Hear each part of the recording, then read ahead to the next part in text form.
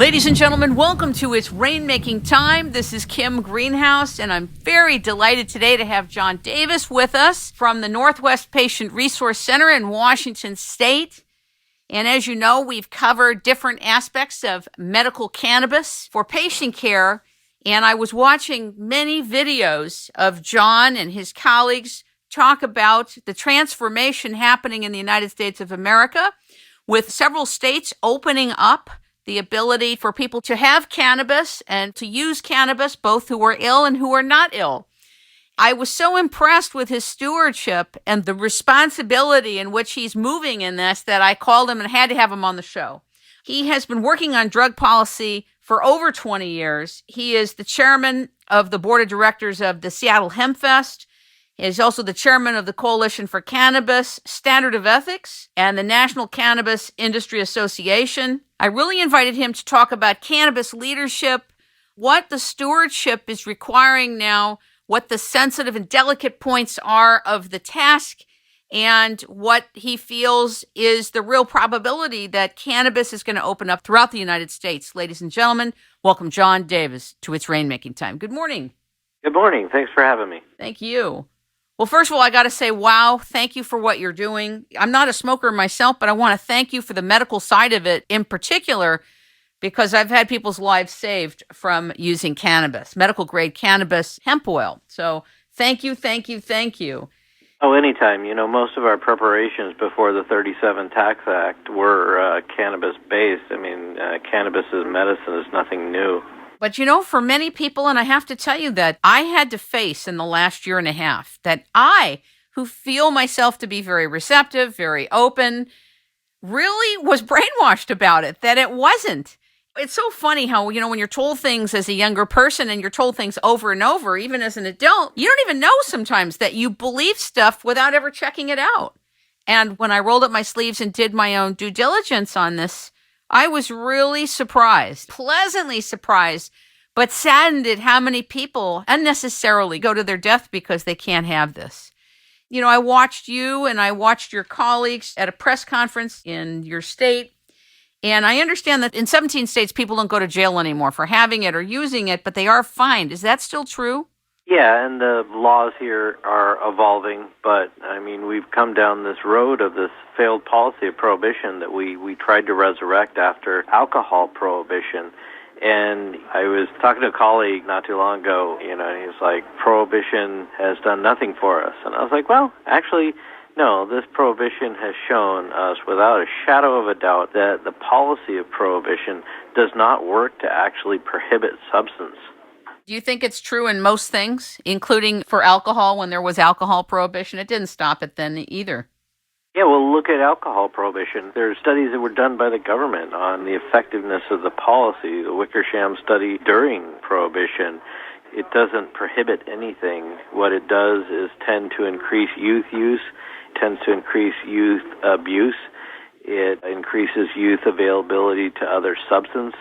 It increases binge use. It increases addiction. It increases harms associated with having a non-consumer safe substance.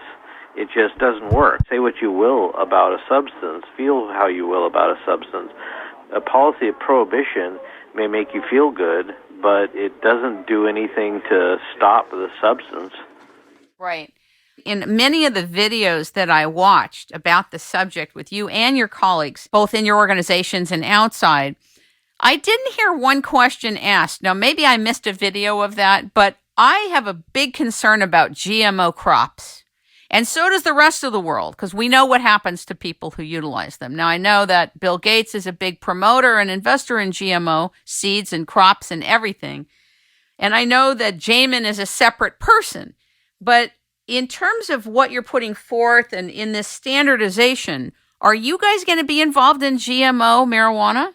Well, no. I mean, that's not our intention at all. You know, there's plenty of strains out there that work just fine. And most of the time, the reason for GMO is to make commodity, an agricultural product, resistant to certain pesticides or herbicides. And no, it's not our intention. I want to keep the supply as consumer safe as possible. Do you think it's possible in this stewardship that you can make it your business that the standardization process will not allow GMO seeds and plants in the mix? Well, all I can do is do what I'm going to do. I mean, an industry is being born, and what is that industry going to look like? Well, we're trying to steer it the best we can. Right. No, I understand that. But are you the leader that you are in this on the front end, right? And you've been at this a long time. Mm-hmm. But are you going to make it also part of your business that the plants that people get and that are standardized are not GMO plants? No, I have no intention of pursuing anything on a GMO level. As I say, there's many strains out there. They work just fine. There's high CBD, there's high THC, and I have no intention of following a GMO model. No, I understand that. I mean, I sense that. On a personal note, I have a sense that you will not want that. But my question is, the pharmaceutical industry basically filed patents on the molecular structure of cannabis, okay? Federal government did it. Right. And basically and I think the patents that the government filed for giving their brand of cannabis to people or making it allowable, it's synthetic cannabis. It's not the original cannabis. You're not involved in any of that, nor are your colleagues. Is that right? At least you can answer for you. No, nor will I be. Okay, Look, great. Cannabis has been in the service of mankind for at least 15,000 years that we've been able to demonstrate. Sativa means in the service of man. Sativas are cultivated crops. This is one of our oldest crops. We've evolved with it. There's no improving on that particular nature. I mean, this has been thousands of years of interaction. Yes. I'm not about to mess with that. In terms of the growing of the cannabis in Washington state, where is it at right now? In other words, is it legal or is it illegal or where is it? Is it a gray zone? That's a great question. Thank you. All marijuana is illegal federally in all quantities for any purpose. But what you've got to understand is that Washington and Colorado have taken a great step forward in basically saying, look, okay, sure, it's illegal, like New York did in alcohol prohibition, saying, yeah, sure, it's illegal federally, but we're no longer going to enforce. And, in fact, we're going to view the substance as legal.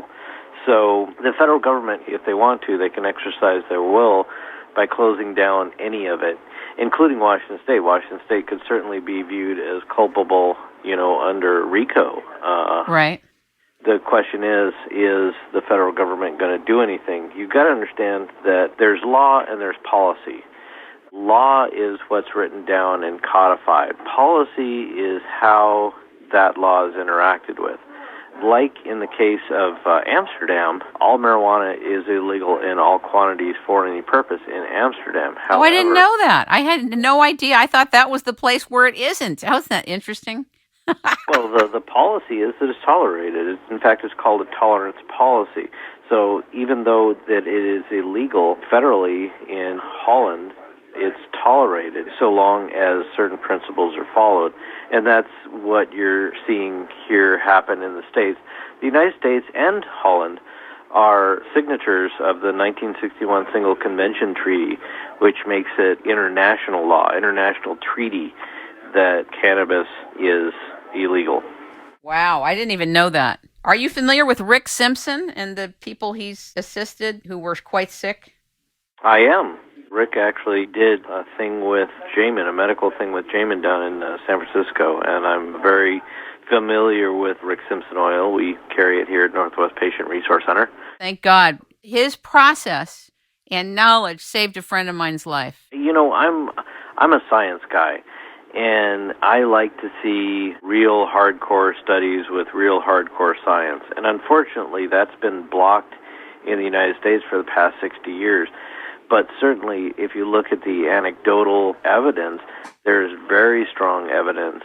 And then there's studies, although those studies are somewhat flawed in that they can't get a legal supply of cannabis to study. But tumor reduction is certainly one thing to look at with cannabinoid extracts. What do you think of the company, is it Dixie in Colorado, that came up with their product line? I'm just curious what you think about it. Dixie Elixir, shout out to Trip Kieber. He is a fellow board member, National Cannabis Industry Association. Fantastic. Yeah, they're doing great things in Colorado there. They're doing importation of CBD products. CBD is a cannabinoid, but it's not THC. Right. And so it's not listed the same. And CBD has a number of interesting and compelling properties without the associated quote-unquote high that's usually associated with THC. CBD is not going to get you high, and I mean it has antipsychotic, neuroprotective, vasorelaxant, antispasmodic, antiproliferative, which is the cancer, antibacterial, analgesic, anti-inflammatory, immunosuppressive qualities that are just really interesting to me. And I'm really, one of the things that I hope to do with my projects and in pushing this forward is to get some real science looking at this. As I say, this is one of the oldest cultivated plants known to man. The hemp seed has one of the plant kingdom's perfect protein for humans. I mean, this is not happenstance. You know, we have a endocannabinoid system that just fits perfectly with the cannabinoids that are in this plant. This is something that humans have lived with for eons. Isn't that exciting? When I found out we had an endocannabinoid system, that we have these receptors in our body, I was pretty shocked. I had no idea. The thing about it is, that's not just limited to your brain. And in your brain, the way that they're set up, they're not in your lizard brain. And so can't affect your breathing rates, and you can't overdose on cannabis.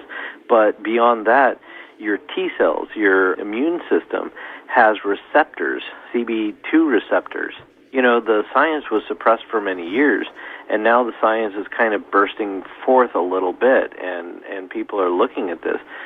This is the next big thing in understanding who we are. It's fascinating.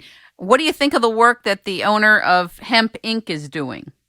Is that Bruce Perlowan? Yes, Bruce Perlowan. Oh, yeah, Bruce. I've been kind of following them. Really, the companies that I follow are the companies that more touch cannabis. I mean, there's a number of different investment opportunities that involve ancillary items, you know, right, computer programs or what have you, that are a little bit more risk adverse in that they... It's more for like manufacturing clothing and products. Right, exactly. Yeah, it's material for products. You know, I wish those people well, but it's not really where I'm focused. Right. Where I'm focused is where a lot of people see more risk in, you know, actually interacting with what is in the United States a Schedule I substance.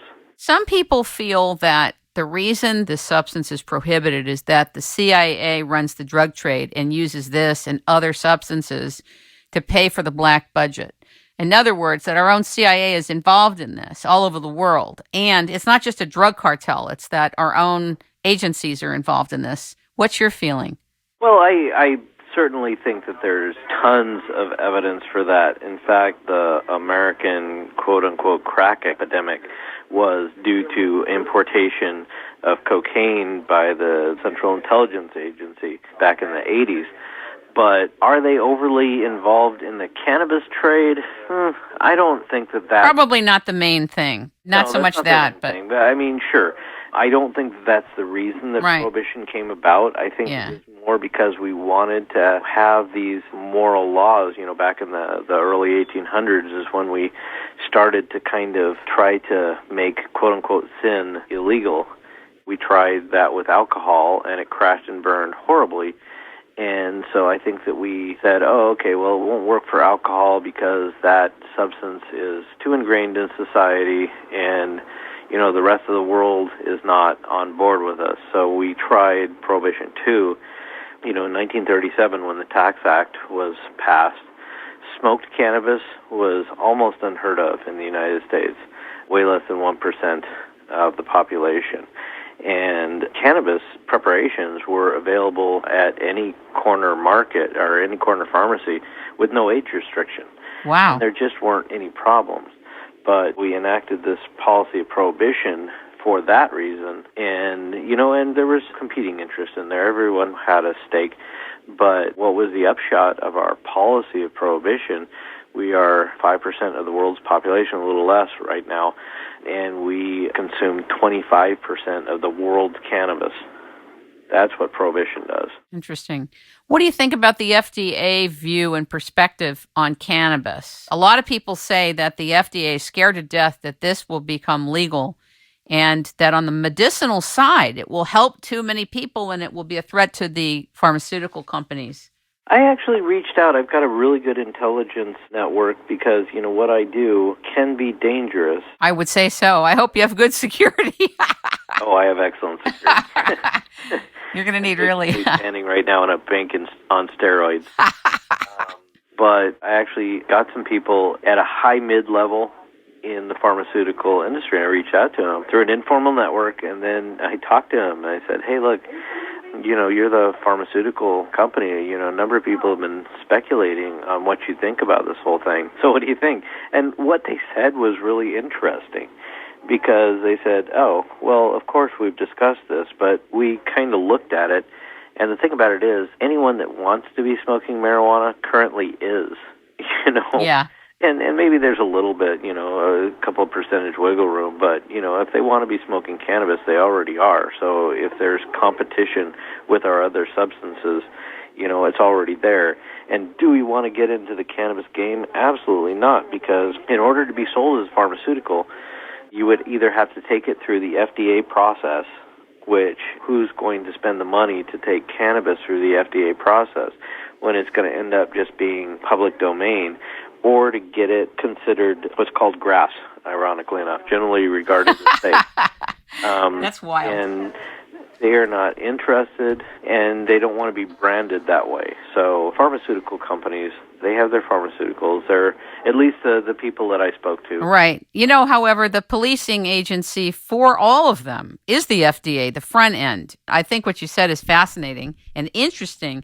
But I think the FDA front end, which it's very expensive to push anything through, A, and B, if it doesn't service the pharmaceutical industry, it's probably not going to get through. But it may be both what you found out and a part of this. Who knows, right? Interestingly enough, a major governmental institution, United States, contacted me not too long ago and actually came out to my shop, which kind of shocked me because they're a big United States bureaucracy. And, to save them, I won't mention exactly which That's bureaucracy okay. Because it was interesting. They came out. I was like, so what do you want to meet with me for? And they're like, well, we're looking into the future, and it looks like this legalization is going to take off, and medical is in 21 states and D.C. We don't care so much what people are doing on their off hours, but what we do care about is, are people impaired? And this is an agency that has sensitive positions. Yeah, I hear you. And what they cared about was, are people impaired on the job? Can we find that out? Because, with current testing, you're not finding out if someone's impaired at the time. They're finding out if they have been impaired. So the funny part about that is, I answered their questions. I gave them a look around. I showed them about cognitive testing and electronic testing and said, look, it doesn't matter why you're impaired, even sleep deprivation. It matters that you're impaired. And at the end of the thing, I'm like, can I tell people you were here? And they're like, yeah, sure. And I'm like, yeah, my follow-up question to that is, so where'd you get my name? They said, oh, well, we're a federal government agency. We went to the Department of Justice, which was great because the Department of Justice apparently gave my name, so they know who I am. Sure. But my point is, the federal government even is evolving on this. That's very encouraging. Mm-hmm. And I think it's a good question, actually, but it's also a question of that somebody can be on too much cough syrup and go into work sick and jeopardize people. You and I both know, and the audience knows, that they're catching even pilots who are flying our planes drunk in the cockpit. Right. So I think it's a universal concern that is not limited to anything.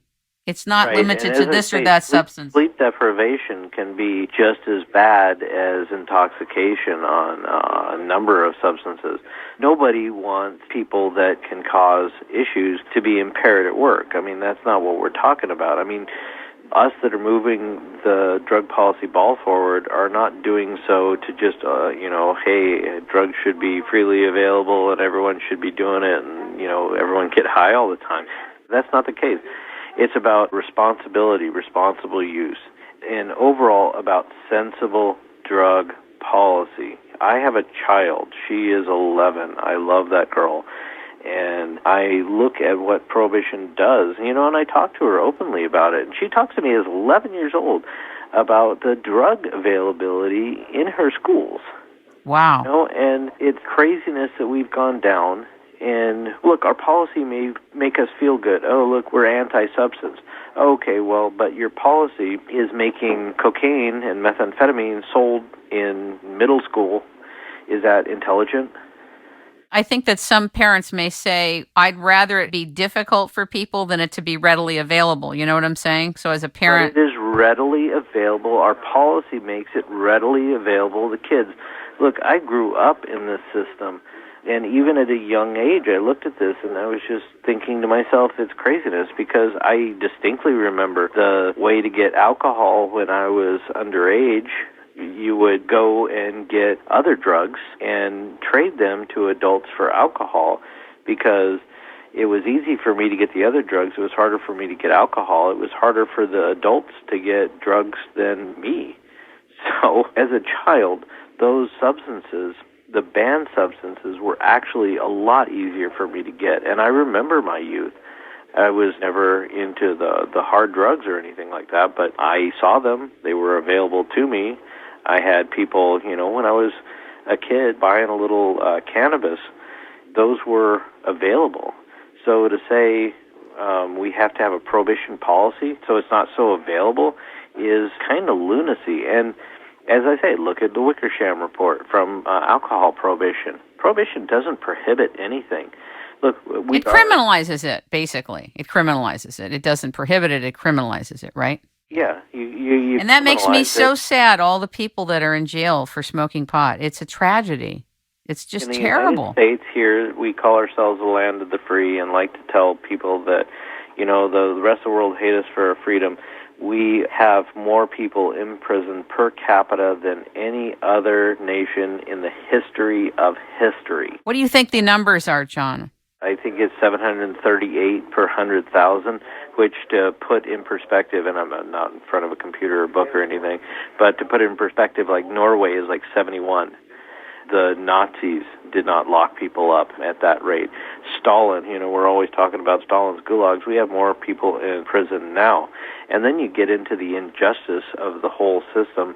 African Americans in the United States are roughly 8% of the population, 9% of the drug-using population, 56% of the drug war prisoners.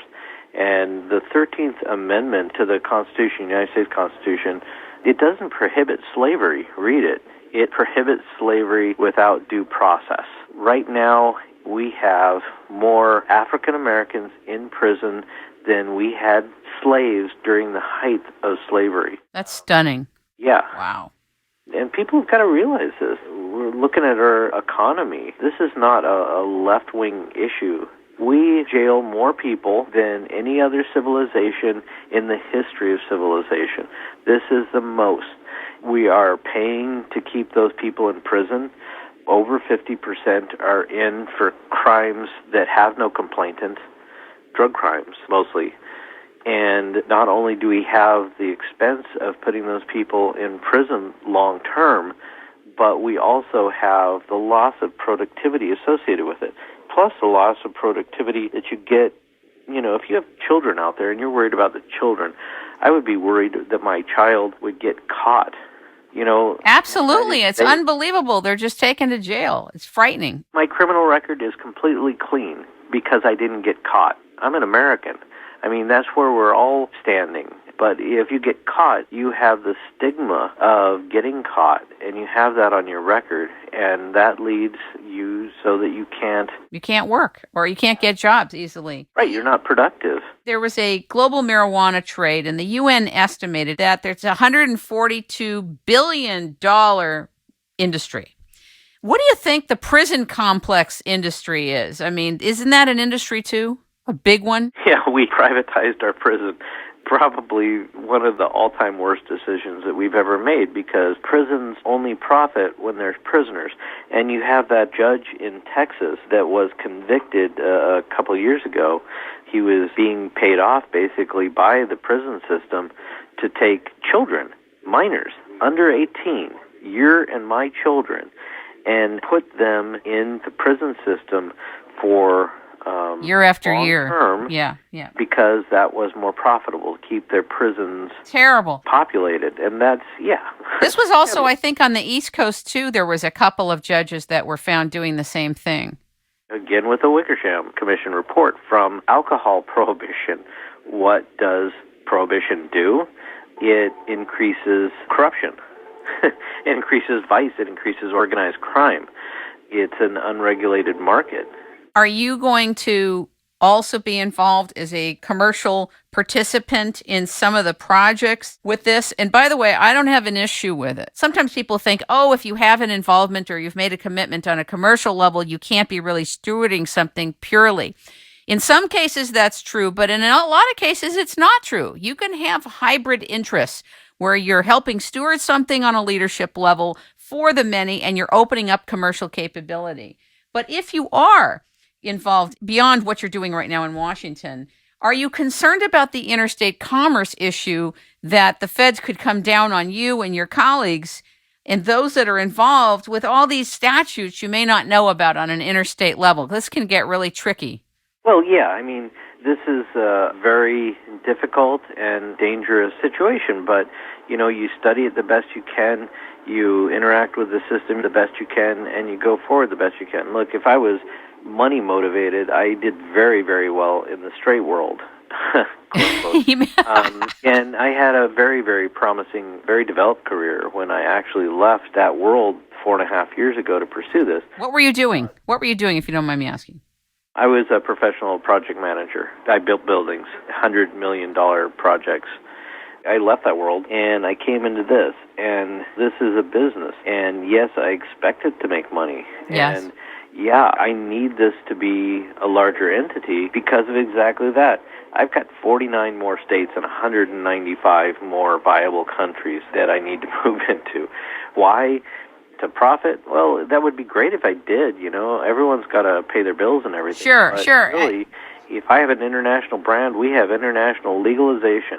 We have a switch globally from a failed policy that frankly offends me on many, many levels. You're supposed to be free, and the United States government makes this interesting statement, really, in their laws to say, is your body yours or is your body your government's? And the United States has made it quite clear that your body is your government's property. That's actually very clear, and I'm so glad you're bringing this up. Thank you for bringing this up. The government gets to tell you what substances you can put into your body. I have a real problem with that. In California, John, they changed the laws a few years ago where anybody's children in the grammar schools, that the schools can decide you will be vaccinated. You have no say as a parent anymore. None, no matter what the science shows us. Right. That's not okay. To trust that your government is going to be a better parent than you are, to trust your government that they're going to know better about what substances you introduce in your body than you do. I have a real problem with that. In fact, my father brought me up on the Founding Fathers. He was actually a diehard Republican. But he brought me up on how the nation was formed and who formed it and what they were up against. And these were a bunch of crazy, crazy people with a crazy idea that a government could be of the people, which was crazy at the time. And they put themselves up against the world's largest military, which is why John Hancock's signature was so famously big, was because he was saying, okay, yeah, by signing this document, we can all die. But I'll show you guys. Here's my signature. They can read it. But those principles of those crazy, crazy people that started this experiment, that means something to me. And to see where the United States has come so far from the vision of the Founding Fathers, it's kind of disturbing. And, all I can do as an individual is push back in whatever ways I can. Are other people, John, concerned for you and your colleagues on a personal note, given the leadership that you're stepping into?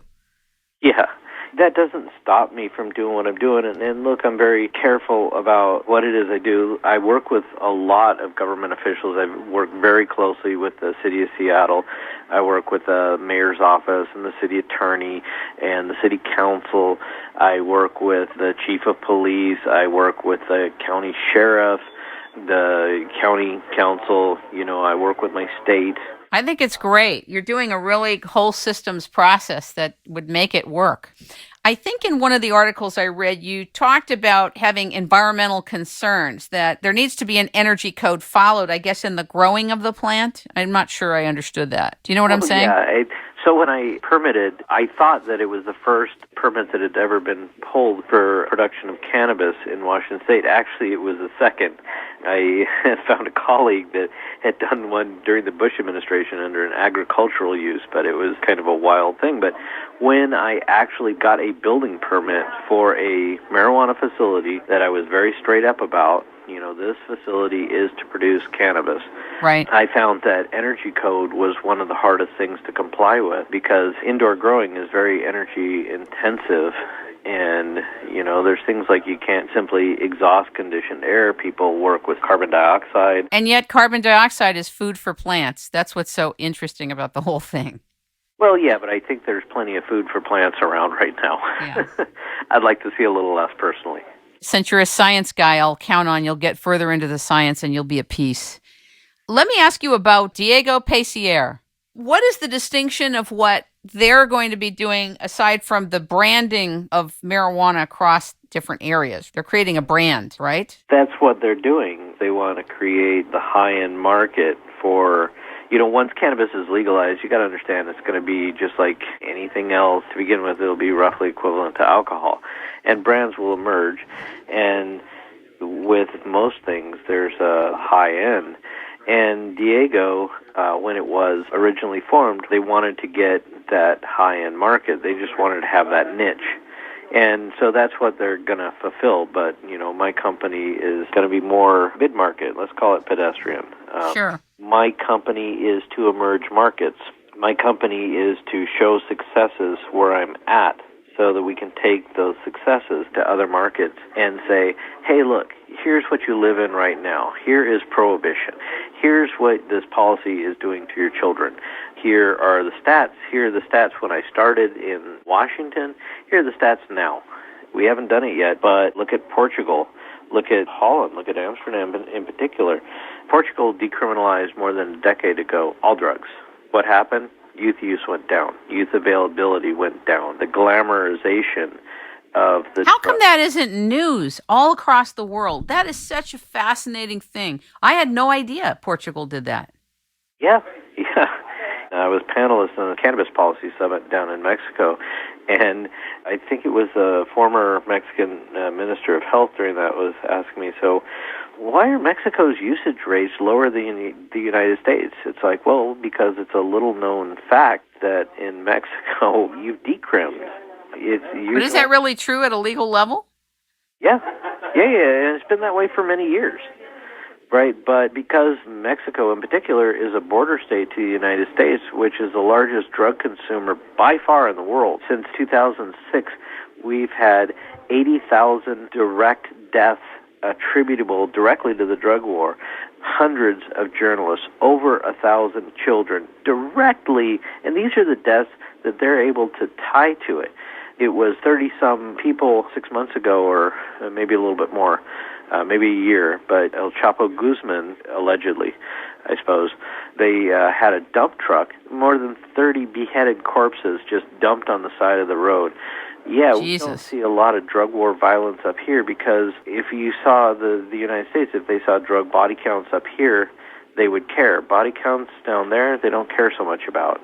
So there's a pitched war, and children are dying because of this policy. What do you feel about former Mexican President Fox and his stepping in to help with the leadership of this? I mean, on some level, it's a good thing, but for most Americans, they won't understand why. Why is he stepping in? It is my high honor to say that Vicente is a friend of mine. And why is he stepping in? For exactly that. I've had long conversations, actually, with President Fox. There's violence down there. Look, Vicente is not a druggie by any standard. I mean, he's anti-prohibition as a policy. Mexico, in particular, right, is hit hard by the drug war. People are dying. Corruption is high. Journalists are beheaded because they are reporting on the stuff that's going down there. In a system that corrupt and that violent, I'm confused in the sense that if Mexico has opened it up and it's not illegal. it's decriminalized for personal possession. That does not make I get it. trafficking or large grows or production. That does not make that legal. Wouldn't it be great if Mexico joined the U.S. and it was completely decriminalized and instead of it being illegal, it was legalized? And then you could have all these crops. You could have industries for clothing. You could have crops for medicine, for people's private use. What do you think of that? Absolutely. Look, this prohibition is ridiculous. Alcohol, yeah, that's a hard drug. I will give them that. They gave their college try on that. Didn't work. But cannabis?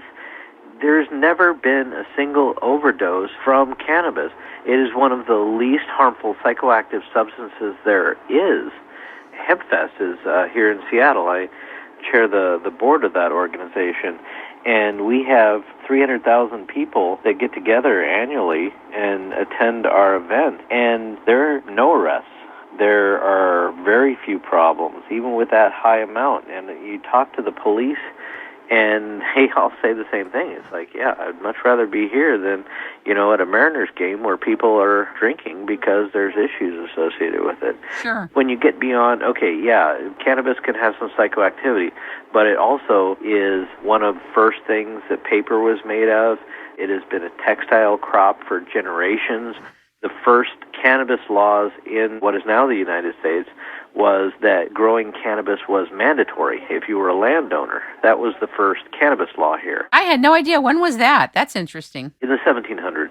Before our time. A little bit. But, it was mandatory because it's such a useful crop. And even when you get all the stock for cordage, when you shake it out, you also have the seed. And the seed can be used for oils, is a very nutritious food.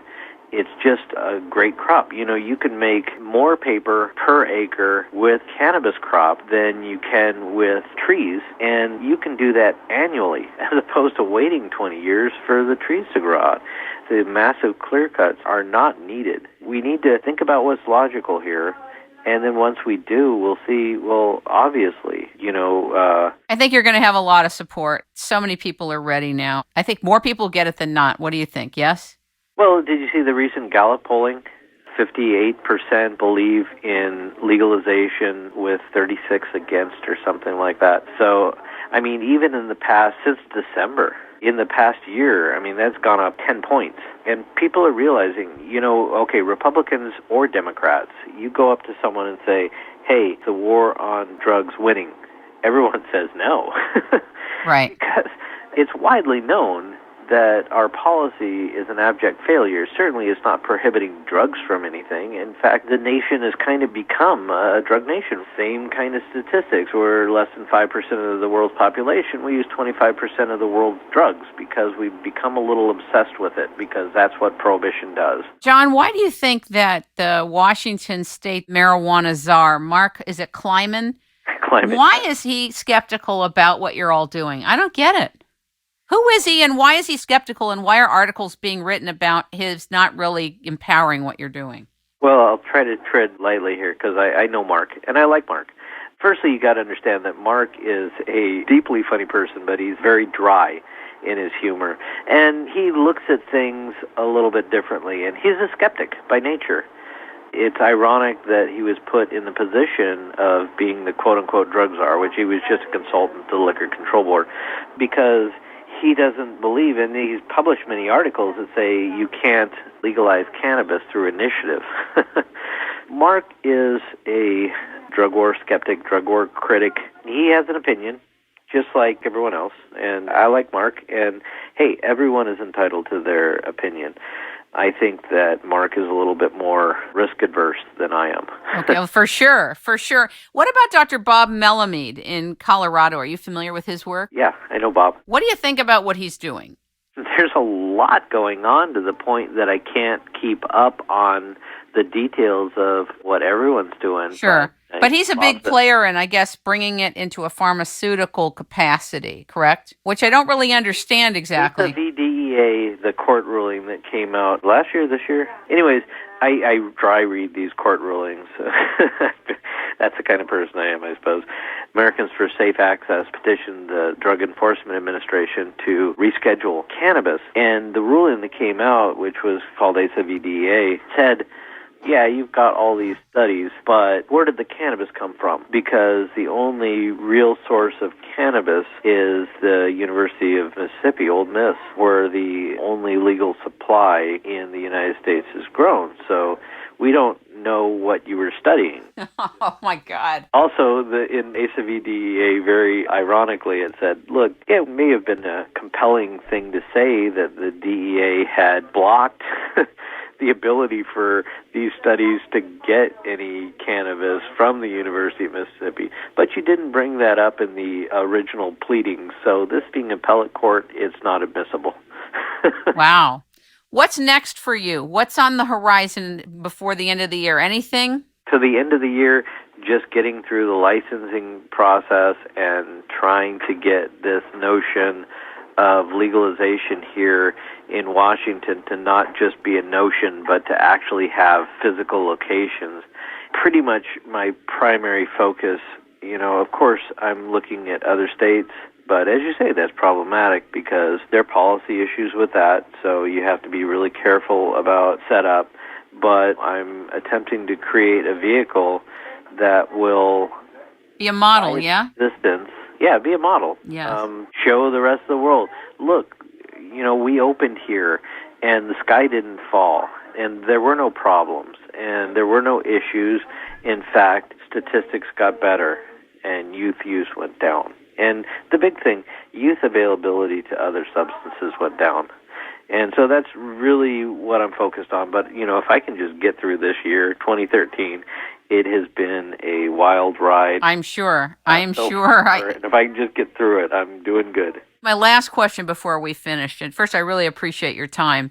Oh, anytime. And your leadership. When you interacted and you've been working with police departments and everything, how are they feeling about it? Where are they at about it? What is their view at this point?